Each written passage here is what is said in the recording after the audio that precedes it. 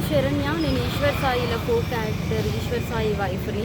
బేసిక్గా నా హస్బెండ్ నార్మల్గా అయితే మాత్రం మా రిలేషన్ 7 years బట్టి ఎప్పుడు ఎలాంటి డిస్టర్బెన్స్ అయితే లేవు.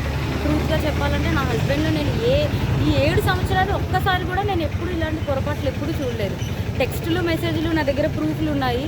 చూపిస్తే మాత్రం అంటే ఇట్లా ఎలా వస్తుందంటే మరి నా హస్బెండ్ కూడా చెప్పడం ఏంటంటే తనే ఇట్లా నన్ను కొంచెం ఇది చేసింది. సో అందుకోసమని ఏ అబ్బాయి అయినా సరే మరి ఎట్లా ఇలాగే అయిపోయింది ఇంకా అని చెప్పి తను చెప్తున్నాడు. మరి ఆ అమ్మాయి ఏమంటుందంటే నాతో కూడా చాలా మంచిగా మాట్లాడేది. సో నేను లాస్ట్ టైం సూసైడ్ చేసుకోవడానికి వెళ్ళాను అనమాట. ఇట్లా ఈ అమ్మాయి విషయంలోనే కొంచెం నాకేదో కొంచెం నెగిటివ్ వైబ్ వచ్చి సో నేను బయటికి అంటే నేను సూసైడ్ చేసుకోవడం వరకు వెళ్ళిపోయాను. నాకు బాబు ఉన్నాడు, బాబుని తీసుకొని సూసైడ్ చేసుకోవడానికి వరకు వెళ్ళిపోతే ఆ అమ్మాయి నా కోసం ఫుల్గా అంటే ఎక్కడ ఇది బాగా స్ప్రెడ్ అయిపోతుందా ఏంటి అనుకుందో ఏమో తెలియదు, కానీ కంటిన్యూగా నన్ను ఫాలోఅప్ చేస్తూ ఎక్కడున్నావు ఏమైంది నాకు అప్పుడు కూడా ఏం డౌట్ రాలేదు. తర్వాత చూస్తే మెసేజ్లు ఇవి అవి అన్నీ చూస్తే ఇలా రావాలి, మీ అన్న రావాలి.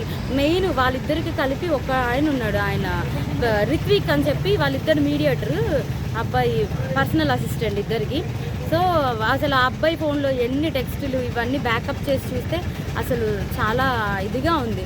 సో నేనైతే మాత్రం కోరుకునేది ఏంటంటే నా హస్బెండ్ అయితే తప్పైపోయింది, నాకు ఒక ఛాన్స్ అయితే ఇవ్వు అని చెప్పి ఆయన చెప్తున్నారు. కానీ ఆ అమ్మాయి నుండి ఎప్పుడు నేను ఏం ఫేస్ చేస్తానో తెలీదు. కానీ ఎందుకంటే ఇప్పుడు నాలాంటి అమ్మాయికి అంతమంది ఫాలోవర్స్ ఉండి పైగా నాతో ఇంత మంచిగా ఉండి ఇంత చేసిందంటే వాళ్ళ అమ్మగారు రికార్డు కూడా ఉంది. నేను పొద్దున్న వాళ్ళ అమ్మగారికి ఫోన్ చేసి అడిగితే మా అమ్మాయి అంతే అలాగే చేస్తుంది అని చెప్పి అంటుంది. నా దగ్గర రికార్డు ఉంది. ఫోను స్విచ్ ఆఫ్ అయ్యేటప్పటికి నా దగ్గర ప్రూఫ్ లేకుండా ఉంది, ఆన్ చేస్తే అది కూడా ఇస్తాను. సో ఇట్లాగా ఇప్పుడు నాకు అన్యాయం జరిగింది. నా పేరెంట్స్ మా సిస్టర్స్ వచ్చి ఏదో చేశారు, నా హస్బెండ్ నాతో ఏదో కొంచెం పోలీసులు దీంతో ఏదో మాట్లాడుతున్నాం అవుతుంది. ఇప్పుడు నాలాంటి అమ్మాయి ఒకవేళ వేరే ఒక అమ్మాయి ఎవరైనా దొరికింది అనుకోండి, అమ్మాయి ఇదే స్ట్రెస్ తట్టుకోలేక సూసైడ్ వరకు వెళ్తే ఎంత ప్రాబ్లం. నేను ఇది ఒక్కటే ఆలోచిస్తున్నా, ఎవరైనా సూసైడ్ వరకు వెళ్ళారు అనుకోండి అప్పుడు ఎంత ప్రాబ్లం ఉంటుంది. ఆ అమ్మాయికి తెలుసు నాకు బాబుని కొనేటప్పుడు నేను ఎంత డిస్టర్బ్ అయ్యాను, చాలా హెల్త్ ప్రాబ్లమ్స్ ఎలా వచ్చాయి అమ్మాయికి అన్నీ తెలుసు. ఒక ఆడపిల్ల అయ్యి ఇంకో ఆడపిల్లకి అంత త్వరగా ఎలా మోసం చేస్తుంది. అది కూడా నా పక్కనే ఉండి మళ్ళీ ఈశ్వర్ నిన్ను మోసం చేయట్లేదు, నేను అలాగా నీకోసం ఏడుచు ఇంత చేస్తూ నా హస్బెండ్తో అసలు అది ఎట్లా ఉండగలుగుతుంది. నా హస్బెండ్కి డ్రింకింగ్ హ్యాబిట్ కూడా లేదు, అలాంటిది తను డ్రింక్ కూడా చేయించారంటే అసలు నాకైతే అర్థం కావట్లేదు. అసలు ఈ ఫోక్ ఇండస్ట్రీ అంటే నేను చాలా ఈయనకి మంచి వాళ్ళందరూ చాలామంది మాట్లాడుతుంటే అబ్బా చాలా ఇట్లా ఉంటుంది అట్లా ఉంటుంది అనుకున్నా కానీ ఇంత అన్యాయం నా వెనక ఇలా జరుగుతుంది అని చెప్పి నేను ఎప్పుడైతే అనుకోలేదు. నెక్స్ట్ ఇదేంటంటే ఇట్లాంటి అమ్మాయిల్ని మాత్రం అసలు ఫోక్లోకి వీటిల్లోకి ఎంకరేజ్ చేయకూడదు. ఎందుకంటే ఇప్పుడు నా హస్బెండ్కి జరిగింది, రేపు అన్న రోజు ఇంకో హస్బెండ్ వాళ్ళ అమ్మగారే చెప్తున్నారు కదా డైరెక్ట్గా మా అమ్మాయి అంతే అని చెప్పి. సో ఇవన్నీ కొంచెం చూసుకొని కొంచెం ఫోక్లోకి తీసుకునేప్పుడు కూడా మనుషుల కోసం నేను మిగతా వాళ్ళని అనట్లేదు, కానీ ఇట్లాంటి వాళ్ళని మాత్రం కొంచెం చూసుకోండి. కాపురాలు పోతాయి, చిన్నపిల్లల లైఫ్లు పోతాయి. కాబట్టి క్యాస్టింగ్ క్యాచ్ అనేది బేసిక్లీ ఫిల్మ్ ఇండస్ట్రీలో ఫోక్ ఇండస్ట్రీలో జరుగుతుందనే ఆరోపణలు ఉన్నాయి. మరి దాని మీద మీ అభిప్రాయం ఏంటి? ఇది కూడా అదే కోణానికి చెందిందా లేకపోతే ఇండివిజువల్? అట్లా ఏం లేదు, నిజం చెప్తున్నాను కదా. మా హస్బెండ్కి డ్రింకింగ్ హ్యాబిట్ లేదంటే మీరు ఆలోచించండి. నా డెలివరీ దగ్గర నుండి ప్రతి ఒక్కటి నా హస్బెండ్ నన్ను పువ్వుల్లో పెట్టి చూసుకున్నాడు. ఏ రోజు ఇప్పుడు నా హస్బెండ్ విషయంలో 1 minute నేను ఆలోచిస్తున్నానంటే దీనికే.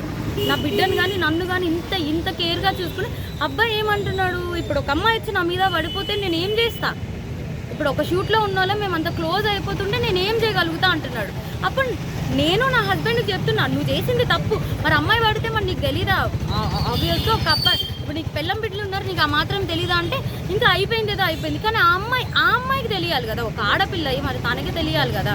సో నాకు ఇవన్నీ ఎక్స్ట్రా కోసం అయితే తెలీదు. ఫోక్ కోసం మాట్లాడితే మాత్రం చాలామంది మంచి వాళ్ళని అయితే నేను చూస్తూనే ఉన్నాను కదా, చాలామంది మంచిగానే ఉన్నారు. కానీ ఇలా పక్కనే ఉండి గొంతు కోసే వాళ్ళని నేను ఇప్పుడే చూసాను. పైగా ఆ అమ్మాయి ఇంత సెలబ్రిటీ లాగా అన్నిట్లో డీలో వీటిల్లో వాటిల్లో ఇంత వచ్చి ఒక ఆడపిల్ల జీవితం ఒక్కసారైనా ఆలోచించాలి. పైగా తనకి బ్రేకప్ కూడా అయింది. తను నాకు చెప్పుకొని కూడా బాధపడితే నేను అన్నాను మీ బాయ్ ఫ్రెండ్ మీకు ఇట్లా చేసినప్పుడు మీరు ఎట్లా అయితే బాధపడ్డారో అట్లాగే కదా అని చెప్పి కూడా అన్నాను కూడా. తనకు ఆ మాత్రం అసలు ఏవి గుర్తు రాకుండా ఇంత ఎట్లా చేసిందో నాకు అర్థం కావట్లేదు. ఎందుకంటే మీరు అనుకోవచ్చు ఇప్పుడు ఏంటి అమ్మాయి కోసమే చెప్తుంది వాళ్ళ హస్బెండ్ కోసం. నా హస్బెండ్ 7 years బట్టి నేను కాపురం చేశాను కాబట్టి తన కోసం నాకు తెలుసు. అది నేను చెప్పే తన కోసం నాకు తెలుసు, తను కూడా ఒకటే కదా అంటున్నాడు, మీద మీద పడిపోతే నేను ఏం చేయగలుగుతాను అననే అంటున్నాడు. సో ఇదేం చెప్తున్నానంటే కొంచెం ఈ రోజుల్లో అమ్మాయిలతో కొంచెం జాగ్రత్తగా ఉండాలి, ఫ్రెండ్స్ ఇది అదే అని చెప్పి కూడా నమ్మద్దు. ఈ పోకు వీటిల్లోకి అయితే మాత్రం పోక్ అనే కాదు, దేంట్లో అయినా సరే పంపించే ముందు ఒకసారి ఆలోచించుకోండి అంతే.